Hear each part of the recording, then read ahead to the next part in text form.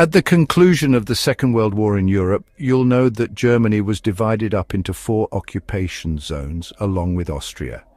Yet when Japan was defeated and the Pacific theatre of the war came to an end, it wasn't divided into occupation zones. Instead, it came under the near-exclusive domain of the United States. But why?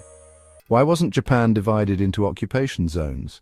So, before getting to the why, you should know that the original plan was to, in fact, split Japan into 4 occupation zones, much like Germany.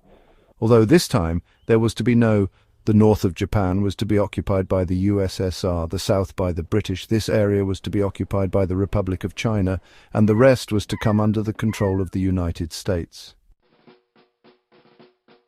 As you'll know, this never came to be, and the primary driving force behind this was, unsurprisingly, the Americans, who nobody argued with because of their unique nuclear arsenal. So as far as US forces were concerned, they'd done the bulk of the fighting against Japan, and saw no reason why they should be forced to share their defeated enemy. Many in the US government felt that the Western allies, Britain, France and their colonies, had done little to help and frankly weren't in the financial position to occupy much more than they already were. It also won't shock you to know that the occupation of Germany and Austria was already fairly tense, especially between Soviet and Western soldiers, and there was no desire to repeat that in Japan.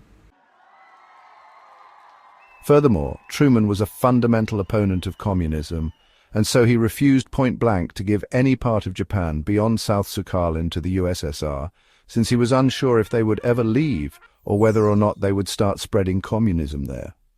He also flat-out refused to deal with the French, since their role in the Pacific theatre was minimal, and Truman considered it a big enough favor that France would be allowed to take its colonies back. So the Soviets were keen on having a part of Japan under their own occupation, because why wouldn't they?